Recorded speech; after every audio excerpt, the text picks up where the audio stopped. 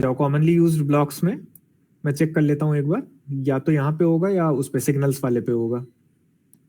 नहीं, यहाँ पे होगा सोर्सेस पे। सोर्सेस पे तुम लोग जाओ, रैम, हाँ ये दिख रहा है तुम लोगों को, रिपीटिंग सीक्वेंस। इसी को ड्रैग Yes, करके sir. ले आओ, ठीक है।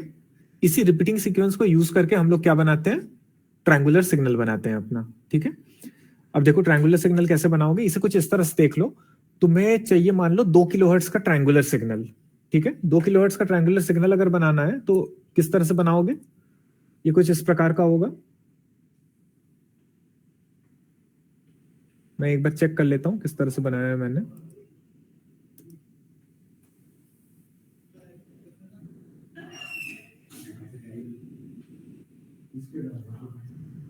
आउटपुट वैल्यू 050 ऊपर वाले का बनाया है, और नीचे वाले का उससे शुरू किया होगा, -50 -5, ठीक है, बिल्कुल सही, ठीक है। ठीक से ध्यान दो, मुझे इस तरह का सिग्नल बनाना है मान लो,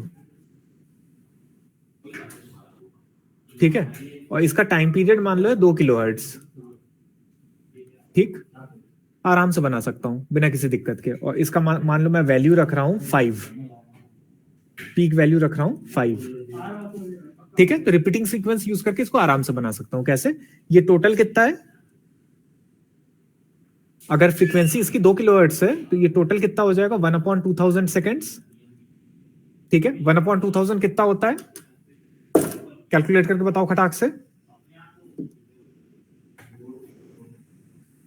सर 0.0005 नहीं, 5 × 10⁻⁻⁴। ये देखो 0.0005, ठीक है, ठीक है। तो ये सीख लेना, ये चीजें इंपॉर्टेंट है। This would be 0.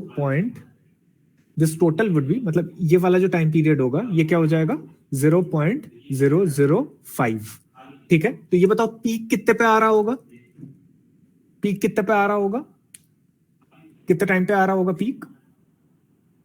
सर एक और 0 आएगा सर उसमें।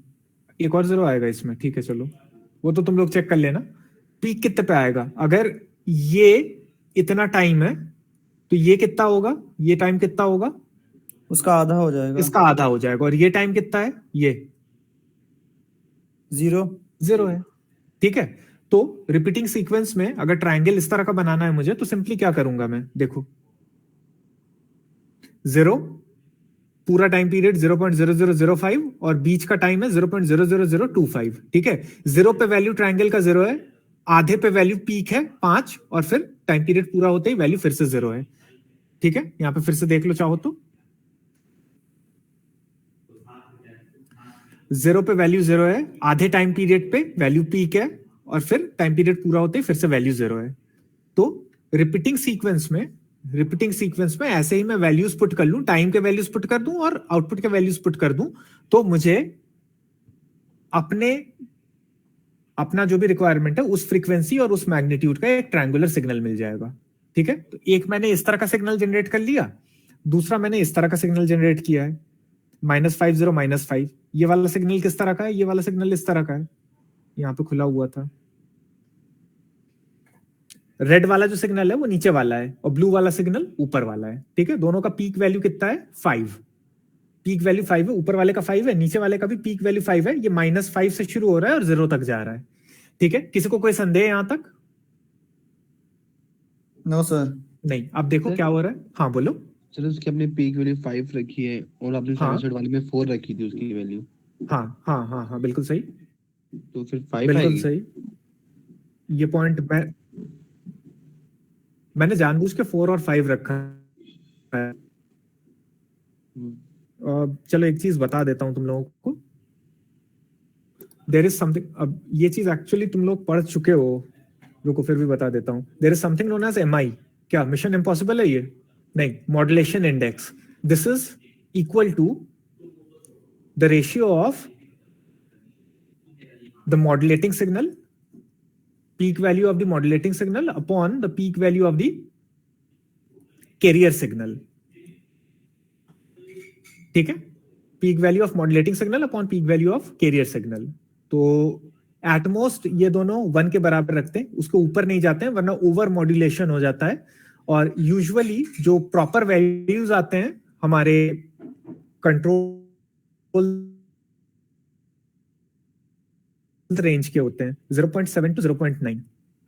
ठीक है, 0.7 टू 0.9 अगर रखोगे इन दोनों का रेशियो, साइनोसॉइड अपॉन कैरियर के पीक के वैल्यूज का रेशियो, तो तुम्हें जो आउटपुट मिलेगा इन्वर्टर का वो थोड़ा ठीक टाइप का मिलता है। ठीक है, अभी से मैं सब्जेक्टिवली बोल रहा हूँ, ऑब्जेक्टिवली तुम्हें ठीक का मतलब यहाँ नहीं बोल रहा हूँ, पर ऐसा समझ लो कि आउटपुट वोल्टेज का मैग्नीट्यूड वगैरह, इन्वर्टर के आउटपुट वोल्टेज का मैग्नीट्यूड इत्यादि ये काफी ठीक आता है अगर मॉड्यूलेशन इंडेक्स इनके बीचों बीच रखते हो। इसीलिए मैंने क्या रखा है, साइनोसॉइड का 4 रखा है पीक वैल्यू और ट्रायंगल का 5 रखा है। 4/5 कितना होता है? 0.8। 0.8। ठीक है, इस कारण से ये मैंने ऐसे रखा है। ओके, अब देखो स्विचेस ऑन ऑफ किस तरह से होंगे। ये जो साइनोसॉइड है ऊपर वाले ट्रायंगल से भी कंपेयर हो रहा है, नीचे वाले ट्रायंगल से भी कंपेयर हो रहा है। ठीक है, कंपेयर होके क्या हो रहा है, ये क्या खुल गया, कंपेयर होके क्या हो रहा है,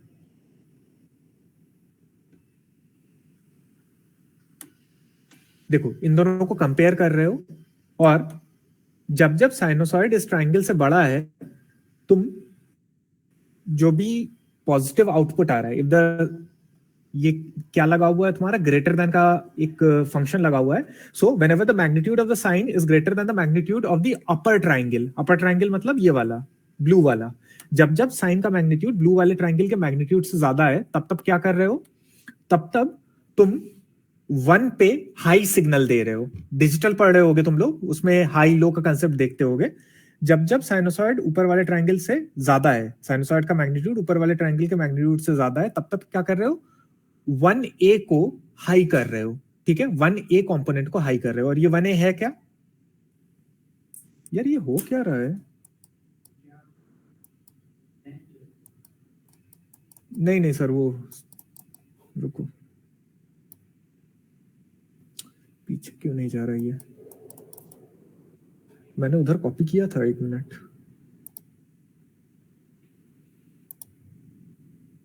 नहीं इधर भी नहीं कॉपी किया मैंने, 1 मिनट देना मुझे।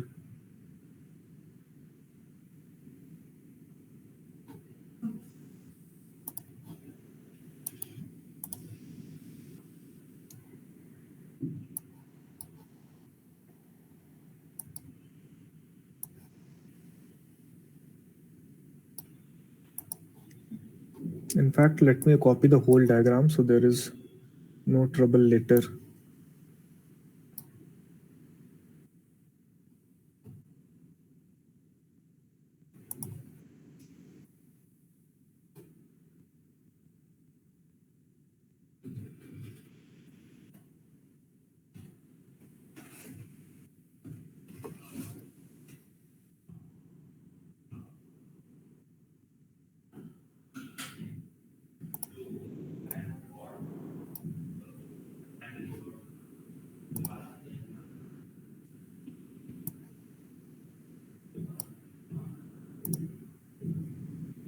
Now it is better. ठीक से ध्यान देना,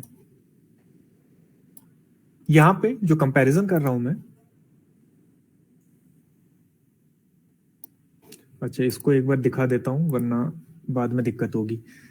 ये एक सबसिस्टम ब्लॉक है जिसके अंदर वो सारी चीजें हैं जो वहां पे अभी देख रहे थे हम लोग, साइन, ट्रायंगल, ये सब। ठीक है, सबसिस्टम ब्लॉक का आउटपुट इन पे आ रहा है। ये ब्लॉक्स क्या लिखे हैं, इनका नाम है गोटू। ठीक है, इन पे जहां पे भी कनेक्ट कर दोगे, ये गोटू टैग्स हैं, गोटू ब्लॉक्स हैं, जो भी सिग्नल इन पे आ रहे होंगे ये भेज देंगे फ्रॉम वाले ब्लॉक पे। ठीक है, यहाँ पे नाम देते हैं इसको, L1A जैसे लिख रखा है मैंने। फ्रॉम पे भी सेम नाम दे दो और फ्रॉम से सिग्नल वहां पे लगा दो जहां पे तुम्हें सिग्नल को लगाना है। ठीक है, इनको यूज कर लेते हो अगर गोटू और फ्रॉम को, तो तुम्हारा जो साइमुलेशन है उसमें क्लटरिंग होने से ये तुमको बचा ले जाता है। तो देखो अंदर वाले सबसिस्टम से जो भी ब्लॉक्स आ रहे थे, जो भी सिग्नल्स आ रहे थे, उनको मैंने यहाँ पे गोटू वाले कंपोनेंट पे ऐड किया, गोटू पे एक नाम दे दिया और गोटू से ही एसोसिएट कर दिया एक फ्रॉम वाला ब्लॉक। और फ्रॉम वाले ब्लॉक को भी यही वाला नाम अगर मैं दे दूंगा तो गो टू पे जो तुमने सिग्नल भेजा था फ्रॉम उसी सिग्नल को वहां पे लगा देगा जहां तुम लगाना चाहते हो। तो तार खींच खींच के लगा के अपने डायग्राम को क्लटर करने वाला जो काम है वो हम लोगों ने पूरी तरह से खत्म कर दिया। ठीक है, तो इसका ध्यान रखना। अच्छा, गो टू और फ्रॉम ये सब कहां से आता है ये तुम लोग एक बार देख लोगे। ठीक है, जरूर से एक बार देख लोगे। हिंट दे देता हूं, यहां पे देखो सिग्नल राउटिंग नाम का कुछ दिख रहा है तुम्हें? Yes sir. ठीक है, यहां पे देख लेना। ठीक, सिग्नल्स को राउट करने के काम आता है ये, क्लटरिंग को कम कर देता है काफी हद तक। ठीक, तो मैंने क्या किया था, साइनोसॉइड को कंपेयर किया ऊपर वाले ट्रायंगल से। जब जब साइनोसॉइड हाई है तब तब किसको हाई सिग्नल दे दिया मैंने, पॉजिटिव गेटिंग सिग्नल किसको दे दिया मैंने, इसको दे दिया, ऊपर वाले आईजीबीटी को।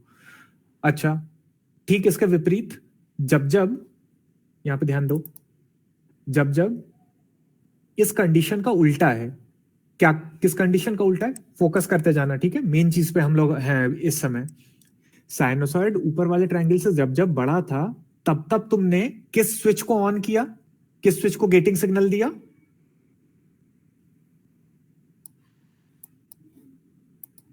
इसको।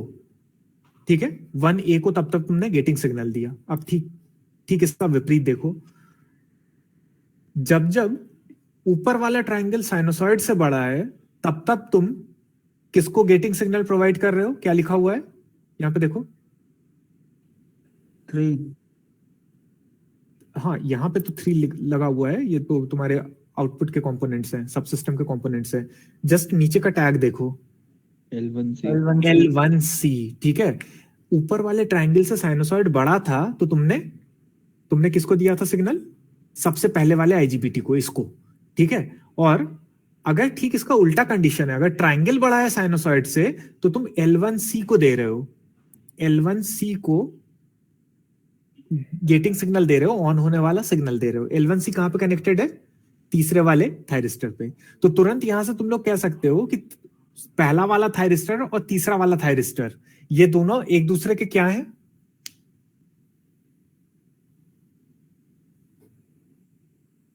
देखो साइनोसॉइड ट्रायंगल से बड़ा है तो पहला वाला थायरिस्टर ऑन हो रहा है, और साइनोसॉइड ट्रायंगल से छोटा है तो तीसरा वाला आईजीबीटी ऑन हो रहा है। फिर से सुनो, शायद थोड़ा सा मडल अप कर गया मैं। साइनोसॉइड ट्रायंगल से ऊपर वाले ट्रायंगल से बड़ा है तो सबसे पहले वाले आईजीबीटी स्विच को ऑन कर रहे हो, और साइनोसॉइड ऊपर वाले ट्रायंगुलर सिग्नल से अगर छोटा है तो तीसरे वाले आईजीबीटी स्विच को ऑन कर रहे हो। यानी आईजीबीटी स्विच 1 और आईजीबीटी स्विच 3 ये दोनों क्या है, दे फॉर्म कॉम्प्लीमेंट्स। ऊपर वाला ऑन है तो नीचे वाला ऑफ होगा, और नीचे वाला ऑन है तो ऊपर वाला ऑफ होगा। ठीक है, ठीक इसी प्रकार इसी साइनोसॉइड को हम लोग नीचे वाले ट्रायंगुलर सिग्नल से भी कंपेयर करते हैं। नीचे वाला ट्रायंगुलर सिग्नल मतलब, let me run this once again.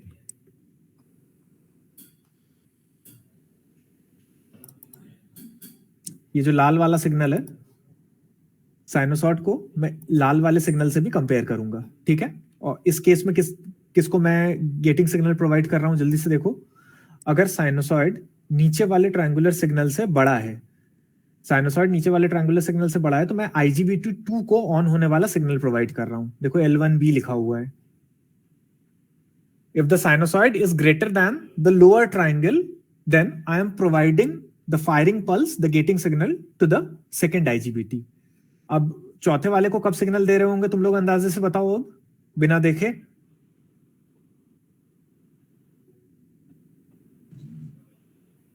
जब नीचे वाला फॉर्म बड़ा बड़ा होगा। हाँ बिल्कुल इंट्यूटिव बात है यार। नीचे वाला ट्रायंगल साइनोसॉइड से छोटा था तो तुमने सेकेंड IGBT को फायरिंग पल्स दिया, ऑन होने का पल्स दिया। तो ट्रायंगुलर नीचे वाला अगर साइनोसॉइड से बड़ा होगा तो चौथे वाले IGBT को तुम ऑन होने का सिग्नल दे दोगे। तो जैसे 1 और 3 कॉम्प्लीमेंट्री पेयर्स थे वैसे ही कंप्लीट करो स्टेटमेंट। 2 और 4 भी कॉम्प्लीमेंट्री है। 2 और 4 भी कॉम्प्लीमेंट्री पेयर्स हैं। ठीक है, तो इसी टेक्निक को SPWM कहते हैं। This technique is known as sine pulse width modulation. और इसमें देखो किस तरह के सिग्नल्स आते हैं तुम्हारे, इसमें चेक करो किस तरह के सिग्नल्स आते हैं। ये दिस इज बिहेविंग बैडली। आज एक तरफ से एक विंडो से दूसरा विंडो खुलने में दिक्कत कर रहा है, पता नहीं क्यों। अब देखो किस तरह के सिग्नल्स आते हैं। अगर SPWM इंप्लीमेंट करते हो और 3 लेवल का आउटपुट फैब्रिकेट करते हो तो तुम्हारे सिग्नल्स इस तरह के आते हैं। ये 3 लेवल है, दिख रहा है क्या तुम लोगों को? कैसे 3 लेवल है, समझ में आ रहा है? पॉजिटिव लेवल है इसमें, यस सर, 0 लेवल है, यस सर, यस सर, हाँ बिल्कुल 0 लेवल भी है इसमें, ठीक है। बीच बीच में पॉजिटिव हो रहा है। इस कंपोनेंट को देखो, सिर्फ इतने को देखो, लेफ्ट मोस्ट ऊपर वाले कंपोनेंट को देखो, पॉजिटिव हो रहा है, 0 हो रहा है, पॉजिटिव हो रहा है, 0 हो रहा है। फिर देखो अगले वाले कंपोनेंट को देखो, नेगेटिव हो रहा है, 0 हो रहा है, नेगेटिव हो रहा है, 0 हो रहा है, फिर अगले में पॉजिटिव हो रहा है, 0 हो रहा है, फिर अगले में नेगेटिव हो रहा है, 0 हो रहा है, ठीक है। तो इसमें भी 3 लेवल है। पर ये वेव फॉर्म क्या इस प्रकार का वेव फॉर्म है? क्या ये वेव फॉर्म इस प्रकार का वेव फॉर्म है?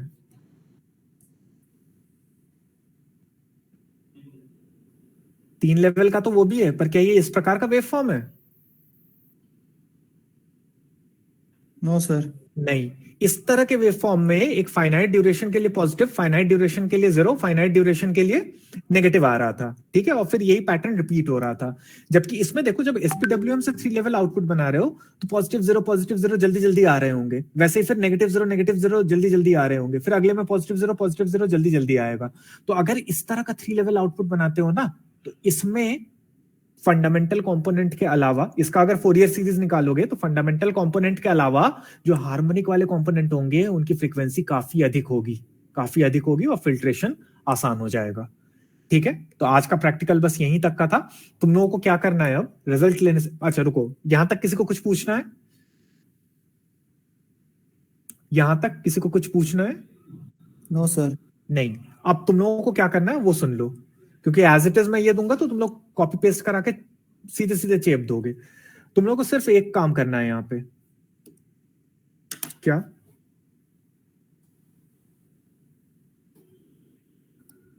यहां पे मैंने मेरे ख्याल से 100 वोल्ट के 2 वोल्टेज सोर्स यूज कर रखे हैं।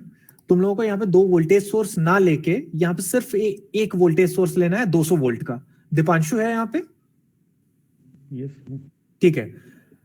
यहां पे सिर्फ एक वोल्टेज सोर्स लोगे 200 वोल्ट का, और उस वोल्टेज सोर्स के सामने 2 कैपेसिटर लगा दोगे जैसे यहां पे लगे हुए हैं, ठीक है। कैपेसिटर का वैल्यू कुछ भी रख लेना, ठीक है। और उसके बाद आउटपुट क्या आता है वो अपने राइट अप में यूज करोगे, ठीक है। ये वाला चेंज इंप्लीमेंट करके जो तुम लोगों का आउटपुट आएगा उसको अपने राइट अप में यूज करोगे। और राइट अप हैंड रिटन देना है, ठीक है। राइट अप फिर से हैंड रिटन देना है, ठीक है। बाकी और कहीं कुछ चेंज नहीं करना है, ना कंट्रोल स्ट्रेटेजी में कुछ चेंज करना है, ना और कहीं कुछ चेंज करना है। बस 200 वोल्ट का एक वोल्टेज सोर्स ले लोगे, 2 कैपेसिटर उसके सामने ठीक ऐसे लगा दोगे, और बाकी सारी चीजें जैसे का तैसा रखोगे, और फिर जो आउटपुट वोल्टेज आ रहा होगा उसको अपने रिजल्ट में यूज करोगे, ठीक है। That was all from my side. अब तुम लोगों को अटेंडेंस से रिलेटेड कुछ बात करना है, इससे रिलेटेड कोई टेक्निकल डिस्कशन है या कोई भी और बात करनी है तो आप कर सकते हो। रोल नंबर 40 की प्रेजेंट मार्क कर देना। हाँ, मुद्दे की बात तो पहली यही है। Roll number 40 is Gautam. और किसी का छूटा है? Sir Aman 27 Aman is 27. Aman came up with a good answer. 19 is Ashima. और कौन है? वरुण। वरुण का भी वरुण रिकॉर्ड हो गया ना? हाँ कर दो, स्टॉप कर दो अब, ठीक है। और किसी का छूटा है?